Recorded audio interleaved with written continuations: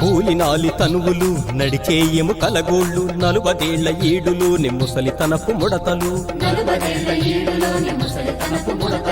రెక్కల కష్టం తప్ప ఏ ఆస్తులు లేనోళ్ళం దినదిన గండం బ్రతుకు బరువు మోస్తున్నోళ్ళం శ్రమకు తగిన ఫలితము కావాలని పోరుదాం వ్యవసాయ కార్మిక సంఘం ఇప్పుడు ఆంధ్రప్రదేశ్ వ్యవసాయ కార్మిక సంఘము అదేవిధంగా భారత కమ్యూనిస్ట్ పార్టీగా దేశమంతా కూడా ఈరోజు మొత్తం దీని మీద ఉపాధి పనుల మీదనే ఒక పని పెట్టుకొని దాదాపు ఒక 20 రోజుల నుంచి తిరుగుతూ ఉన్నాం.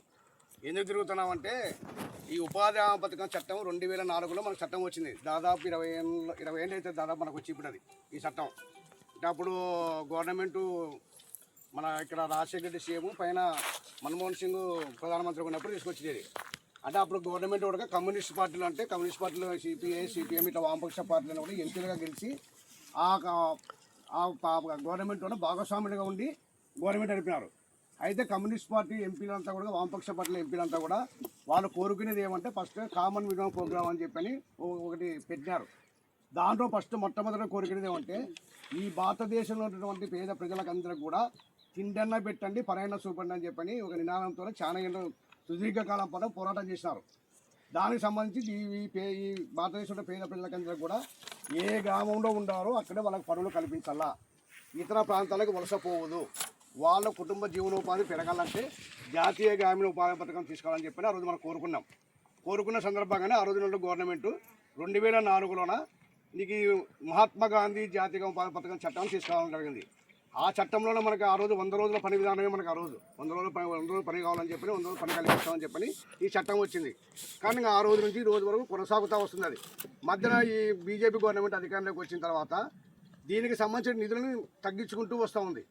అంటే బిల్లులు సరిగా పడకపోవడం, నిరంతరం కూడా బిల్లులు పెండింగ్ ఉండడం, నీకు మామూలుగా వారానికి పడే వేతనాలు లేవు, లేదా పనిముట్లు సరిగా ఇవ్వడం లేదు, లేదా చట్టంలో పొందపరిచిన ప్రకారం కూడా మనం ఎక్కడైతే పని చేస్తున్నామో ఆ పని ప్రదేశంలోన మనకి ఏదైనా కొద్దిసేపు సేద తీసుకోవడానికి ఒక టెంట్ వేయాలా, ఆ టెంట్ ఎక్కడ వేయడం లేదు, లేదా పూర్తి విపరీతమైన ఎండలు వచ్చి మనకి ఏదన్నా అనారోగ్య పరిస్థితి పడి మనకు దప్పిగా ఎక్కువైతే కన్నా అక్కడ మనకు ఒక మజ్జిగ కూడా ఇవ్వాలా, మజ్జిగ ఇవ్వాలా, దాంతోపాటు మంచిగా సౌకర్యం కల్పించాలా, లేదా ప్రమాదవశాత్తు మనం ఏదన్నా లేదా తొక్కుంటే ఏదైనా చిన్న దెబ్బ తగ్గుతూ కూడా ఫస్ట్ ఎంత ట్రీట్మెంట్ చేయడానికి ఫస్ట్ ఎయిడ్ కిట్ అని ఒకటి మెడికల్ కిట్ ఏర్పాటు చేయాలా. అదేవిధంగా వికలాంగులు గర్భిణీలు వీళ్ళకందరికి సంబంధించి కూడా ప్రత్యేకమైన శ్రద్ధ తీసుకోవాలా. కానీ అవన్నీ కూడా ఇది గవర్నమెంట్ చేయకపోగా కూడా దీని మీద ఏ విధంగా దీన్ని అయితే ఎత్తేయాలని చెప్పి ఆలోచనతో దుర్మార్గం ఆలోచనతో ఈ ప్రభుత్వాలు అనుసరిస్తూ ఉన్నాయి. ఇప్పుడు మొన్ననే పోయిన నెలలో మన పార్లమెంటు సమావేశాలు జరిగినాయి. ఆ పార్లమెంటు సమావేశంలోన దీనికి మహాత్మా గాంధీ జాతీయ పథకాన్ని పేరు తీసేసి జీ రామ్జీ అని పేరు కొత్త పేరు తీసుకొచ్చినారు.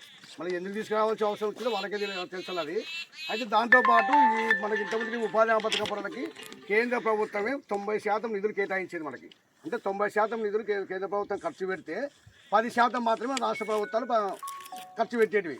అయితే ఇప్పుడు మనం తెచ్చినటువంటి బిల్లులు ఏం చేశారంటే కేంద్ర ప్రభుత్వం 40% మాత్రమే డబ్బులు ఖర్చు పెట్టేటట్లా 60% రాష్ట్ర ప్రభుత్వాలు ఖర్చు పెట్టేటట్టు తీసుకొచ్చినారు. అయితే ఈరోజు మన రాష్ట్రాల్లో చాలా రాష్ట్రాల్లో కూడా ఈరోజు 60% ఖర్చు పెట్టే పరిస్థితి గవర్నమెంట్ లేవు.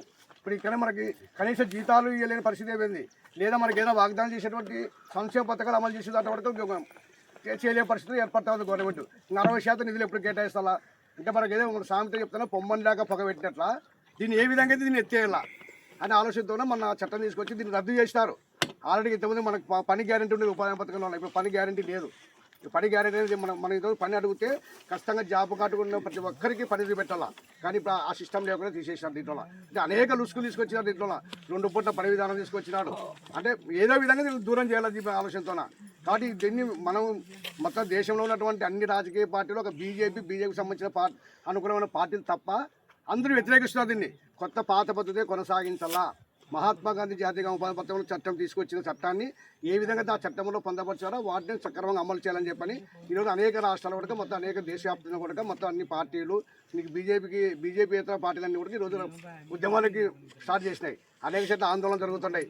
మన రాష్ట్రంలో కూడా ఆంధ్రప్రదేశ్ వ్యవసాయ కార్మిక సంఘం అదేవిధంగా భారత కమ్యూనిస్ట్ పార్టీ నాయకత్వంలోన రాష్ట్రం అంతా కూడా మొత్తం మన 1వ తేదీ నుంచి 8వ తేదీ వరకు మొత్తం అన్ని ఈ గ్రామాల్లో ఉన్నటువంటి ఈ ఉపాధి పథకం పనుల వాళ్ళని కలుసుకొని వాళ్ళ ఇబ్బందులు తెలుసుకొని వాళ్ళ సమస్యల పరిష్కారం కోసం లేదా ఈ కొత్త చట్టం తీసుకోవడం వల్ల వచ్చే నష్టాన్ని వివరిస్తూ ప్రచార ఆందోళన చేసి రేపు 9వ తేదీన పెద్ద ఎత్తున ఏపీ ధర్నాకి పిలిపివ్వడం జరిగింది. అంటే దీన్ని కాపాడుకోవాల్సిన అవసరం ఉంటే మన కూలీలకు మాత్రమే ఉంది. నీకు ఏది ఏమైనా ఎన్ని అవకతవకలు జరిగినా ఎవరన్నా కాదన్నా కొద్ది వరకు కూలీలకు ఉపయోగపడుతున్నటువంటి చట్టం ఇది.